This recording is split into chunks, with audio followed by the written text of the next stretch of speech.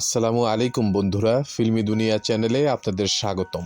বাংলাদেশের সকল সিনেমার পোস্টারের 43তম পর্বে আজকে আপনাদের দেখাবো 2020 এবং 2021 সালে মুক্তিপ্রাপ্ত সকল বাংলাদেশি সিনেমার পোস্টার।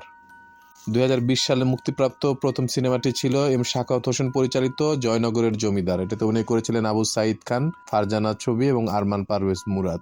ফাকরুল আরফিন খান পরিচালিত গন্ডি, এটাতে ছিলেন সব্যসাচী চক্রবর্তী, সুবর্ণা মুস্তাফা এবং অপর্ণা ঘোষ। কাজী হায়াৎ পরিচালিত বীর, এটাতে অভিনয় করেছিলেন শাকিব খান, শবনম বুবলি এবং মিশা সওদাগর। রফিক শিকদার পরিচালিত হৃদয় জুড়ে, এটাতে ছিলেন নীরব, প্রিয়াঙ্কা সরকার, নুসরাত জাহান পাপিয়া। শামীম আহমেদ রনি পরিচালিত শাহেনশাহ, অভিনয় করেছিলেন শাকিব খান, নুসরাত ফারিয়া, রোদেলা জান্নাত এবং অমিত হাসান। তায়ের শিপন ও মুকুল রায় চৌধুরী পরিচালিত হলুদ বনি, এটাতে ছিলেন নুসরাত ইমরোজ তিশা, পরমব্রত চট্টোপাধ্যায় এবং পাওলি দাম। মাসুমা রহমান তানি পরিচালিত চলো যাই, এটাতে ছিলেন আনিসুর রহমান মিলন, তাসনুবা তিশা, লুসি এবং হুমায়রা হিমু। শারিয়া নাজিম জয় পরিচালিত সিনেমা আমার মা, অভিনয় করেছিলেন ডিএ তায়েব, ববি হক, টুনটুনি এবং আনোয়ারা। এয়ার মুকুল নেত্রবাদী পরিচালিত সাহসী হিরো আলম, অভিনয় করেছিলেন হিরো আলম এবং রাবিনা বৃষ্টি। মাসুদ হাসান উজ্জ্বল পরিচালিত 49 বাতাস, এটাতে ছিলেন শার্লিন ফারজানা এবং ইমতিয়াজ বর্ষণ। চয়নিকা চৌধুরী পরিচালিত বিশ্ব সুন্দরী, অভিনয় করেছিলেন পরিমণি, সিয়াম আহমেদ, চম্পা এবং আলমগীর। তানভীর মোকাম্মেল পরিচালিত রূপসা নদীর বাঁকে, এটাতে ছিলেন জাহিদ হোসেন শোভন এবং নাজিবাত বাশার। মির্জা শাখাওয়াত হোসেন পরিচালিত একজন মহান পিতা, এটাতে ছিলেন মির্জা আফরিন, হিমেল রাজ, আলভি সরকার এবং সাগরিকা। আফজাল হোসেন পরিচালিত সুবর্ণরেখা, এটাতে ছিলেন অপি করিম এবং আফজাল হোসেন। গাজী রাকায়েত পরিচালিত গোর বা ইংরেজিতে যার নাম ছিল দ্য গ্রেভ, এটাতে ছিলেন গাজী রাকায়েত, মৌসুমী হামিদ, সুষমা সরকার এবং দীপান্বিতা মার্টিন।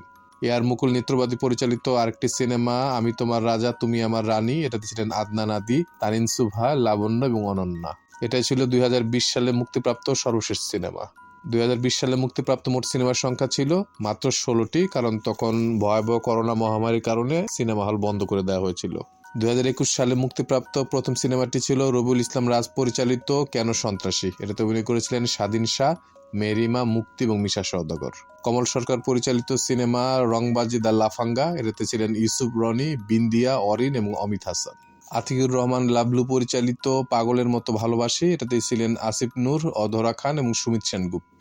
দেলোয়ারজান ঝন্টু পরিচালিত তুমি আছো তুমি নেই, এটা ছিলেন আসিফ ইমরোজ, দিঘি, অমিত হাসান এবং সিমি ইসলাম কলি। অরণ্য পলাশ পরিচালিত গন্তব্য, অভিনয় করেছেন ফেরদৌস, আইরিন সুলতানা, এলিনা শাম্মী এবং আমান রেজা।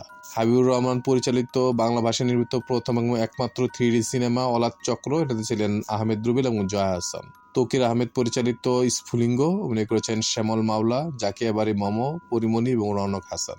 শারিয়া নাজিম জয় পরিচালিত প্রিয় কমলা, অভিনয় করেছেন অপু বিশ্বাস এবং বাপ্পি চৌধুরী। সেলিম খান ও শামীম আহমেদ রনি পরিচালিত টুঙ্গিপাড়ার মিয়া ভাই, অভিনয় করেছেন শান্ত খান, দিঘি এবং জয়ন্ত চট্টোপাধ্যায়।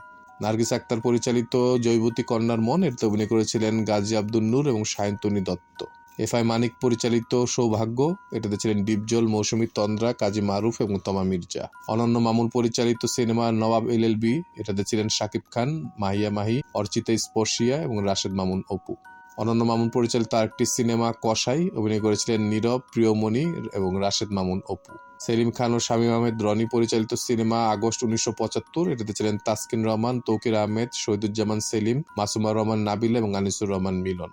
বিএইচ নিশান পরিচালিত নারীর শক্তি, এটা ছিলেন সিমি, আশিক চৌধুরী এবং রিনা খান। আসিফ ইকবাল জুয়েল পরিচালিত চোখ, এটাতে অভিনয় করেছিলেন জিয়াউল রোশন, নীরব এবং শবনম বুবলি। সোহেল মোহাম্মদ রানা পরিচালিত অ্যানিমেটেড সিনেমা মুজিব আমার পিতা, এই সিনেমাতে শেখ মুজিবুর রহমানের চরিত্রে কণ্ঠদান করেছেন রাজু আহমেদ এবং শেখ হাসিনার চরিত্রে কণ্ঠদান করেছিলেন মেহবুবা মেহনাজ বিপা। রাশিদ পলাশ পরিচালিত সিনেমা পদ্মা পুরাণ, অভিনয় করেছেন সাদিয়া মাহি, সুমিত সেনগুপ্ত এবং প্রসূন আজাদ।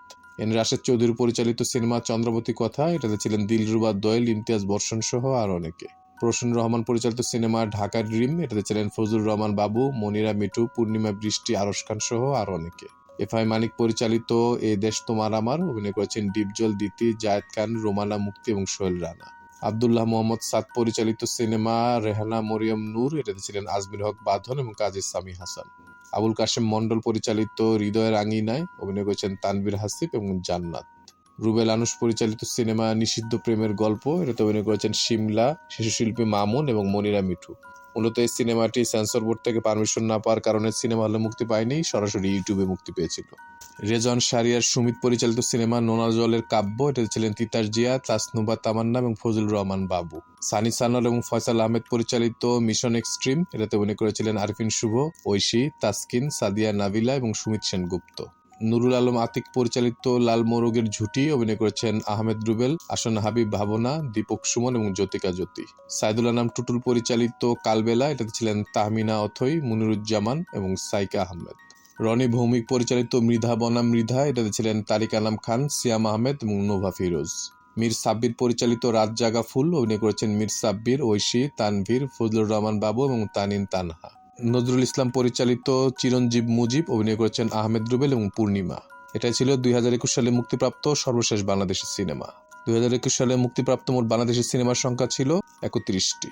আমাদের ভিডিওগুলো ভালো লাগলে অবশ্যই আমাদের চ্যানেলটি সাবস্ক্রাইব করে আমাদের পাশে থাকবেন।